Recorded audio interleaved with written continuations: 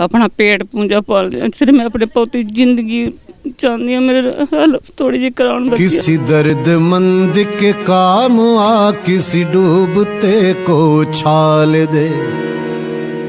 किसी दर्दमंद के काम आ, किसी डूबते को छाल दे।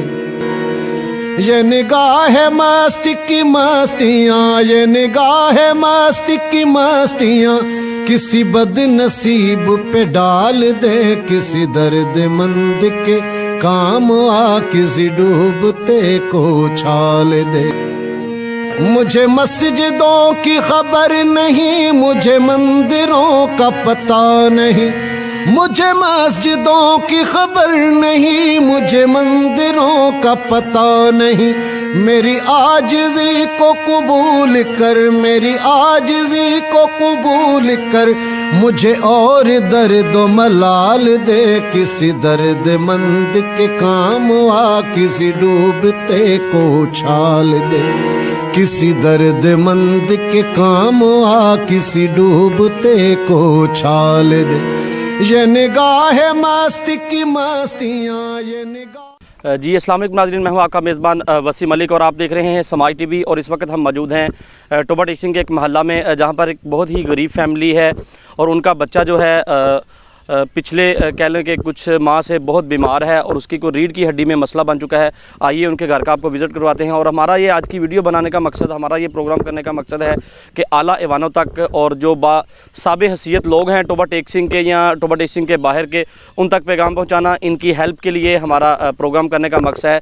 और जो दोस्त हमारा ये प्रोग्राम देख रहे हैं वो इस फैमिली की हेल्प करें और बच्चे का जो इलाज करवाने में है इनकी हेल्प करें। आइए उनके घर का आपको विज़िट करवाते हैं और उनसे बातचीत करते हैं कि कितना अरसा हो गया है उसको ये बीमारी में मुब्तला होते हैं। जी। किसी दर्दमंद के काम आ, किसी डूबते को छाल दे। टोबा टेक के एक समाजी कारकुन हैं मोहम्मद शहबाज साहब, जिन्होंने हमें इस फैमिली का बताया है और उन्होंने मुझे बताया है कि जी आएँ वसीम भाई, इस फैमिली का विज़िट करें, देखें। और बच्चे की जो हालत है बड़ी ख़राब है और उनसे जानेंगे कि उनको कैसे पता जा। जी अस्सलाम वालेकुम। वालेकुम सलाम जी, क्या कहेंगे इस बारे में आप? वसीम भाई, ये इन्हों की वालदा जी है ना, काफ़ी अरसे तो मजदूरी करती थी, लोगों के घर सफाई बर्तन भांडे वगैरह ना। ये उत्थे असी दफ्तर बैठे, इन्होंने सानू दस्सिया भी मेरा बेटा बहुत बीमार है।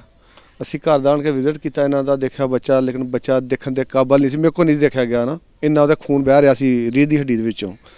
फिर असी हेल्प इन्होंने की 60-70 हज़ार रुपये इन्होंने घर देख गए असी, लेकिन हुण उहदी हालत अगे नालों ज़्यादा खराब हो गई। हुण डॉक्टर ने रीढ़ की हड्डी क्या चेंज होनी है। तो इस वजह ना तुहाडी हेल्प लई है कि जिहड़े हज़रात अल्लाह पाक ने जिन्होंने दिता वा और जिन्नी की हसबत तफीक होंदी है इन्हां दी मदद करन आउणगे। जी, जो नौजवान है शाहिद जावेद जी, उनकी वालदा हमारे साथ मौजूद है, उनसे जानेंगे कि इस बच्चे को क्या मसला बना था और कितने अरसे से आप इसका इलाज करवा रही हैं। ਇਹਦਾ ਸਰ ਹੋ ਗਿਆ 7 ਸਾਲ ਹੋ ਗਏ ਜੀ ਇਹਨੂੰ ਮੰਜੇ ਤੇ ਪੈ ਨੂੰ। 7 ਸਾਲ ਹੋ ਗਏ ਮੈਂ ਤਾਂ ਇਲਾਜ ਕਰਾਉਂਦੀ ਆਈ ਨੂੰ, ठीक है ना। ਮਿਹਨਤ ਮਜ਼ਦੂਰੀ ਕਰਦੇ अपना पेट पूंजा पालते। सिर्फ मैं अपने पोती जिंदगी चाहती हूँ, मेरे हेल्प थोड़ी जी कराउन बच्चियां। आपने DHQ हॉस्पिटल में रजू नहीं किया, इसे वहाँ पे लेकर नहीं गए? वहाँ डॉक्टरों ने क्या कहा है? उन्होंने कहा भी इन्हों झंग लै जाओ, यदी हड्डी का मसला बहुत है तो झंग लै जाओ। इन्होंने सरकारी वाले ने मैंने जवाब देता, गां प्राइवेट वाले ने मैं जवाब देता, मैंने झंग ले जाओ तो हड्डी नवी पाऊगी जी। ठीक। तो आपका जो गुजर बसर है वो कैसे आप करती हैं? मैं खुद मजदूरी करती हाँ, बेटा मेरा सब्जी सुब्जी लिया अपने घर की हालात इदा पूरे घर ही ले लिया, ठीक है ना। कुछ बच्चे की दवाई लै लैनी, कुछ अपने घर का बच्चियों का कर लैनी। पुत आपके हसबैंड वो बस नहीं काम करता है बाहर का, फिर बाहर ही रहिंदा, घर नहीं होंदा है, ना कोई काम ना कोई कार नहीं कर सकता है, ठीक है ना। तो मेरी सारी जिम्मेदारी मेरे सिर ते है, ठीक है ना। मैनू किसी नाल नहीं, सिर्फ मैंने अपने बच्चे ना, मेरे बच्चे जिंदगी मैनू चाहिए, ठीक है ना। जी, ये थी शाहिद जावेद की वालिदा मोहतरमा जो बता रही थी कि वो लोगों के घरों में काम करके अपने घर का जो रोज़गार है वो गुज़र बसर है वो कर रही हैं। और एक बच्चा इनका छोटा है, वो मंडी में आड़तियों के पास सब्ज़ी का काम करता है, वहाँ से सब्ज़ी वगैरह लेके आता है और उसी से गुजारा चलता है।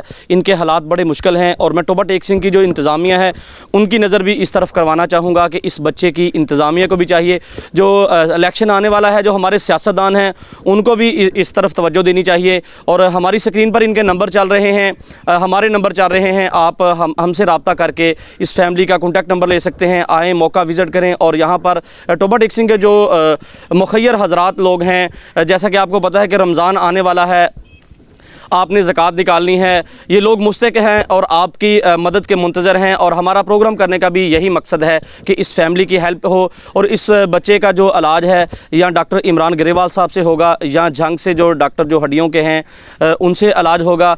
और जो भी मुखय्यर हज़रात हमारा प्रोग्राम देख रहे हैं, मैं उनसे पुरज़ोर अपील करूँगा कि वो इस फैमिली की पुरज़ोर जो है ना हमायत करें, इनकी साथ तावन करें ताकि इनके बच्चे का जो है इलाज हो सके। वो पिछले 7 साल से चारपाई के ऊपर है, उसकी भी हम आपको हालत दिखाते हैं, उनसे भी बात करते हैं। करंट लगने की वजह से उनके साथ ये सूरत हाल बनी। उनकी जो रीढ़ की हड्डी है वहाँ पे कह लें कि रेशा ही रेशा है और जो ज़ख़म है वो ठीक होने का नाम नहीं ले रहा। आपके मदद के मुंतज़र हैं, आप जीते रहें। टोबा टेक्सिंग के लोग जो हैं बहुत दर्द दिल रखने वाले लोग हैं, मैं उनको खराज तहसीन पेश करूँगा।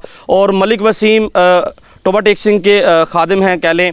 और जब भी मैंने लोगों को, दोस्त अहबाब को किसी भी मदद के लिए या किसी भी फलाही काम के लिए पुकारा है, लोगों ने लब्बैक कहा है। और मैं फिर एक दफ़ा टोबा टेक्सिंग के लोगों को खराज तहसीन पेश करूँगा और इस फैमिली की पुरज़ोर जो है मदद की अपील करूँगा। इनके साथ तावन करें ताकि इनके बच्चे का इलाज हो सके। इसी के साथ अपने मेज़बान वसीम मलिक को दीजिए इजाज़त। अल्लाह निगहबान फ़ी ईमानिल्लाह।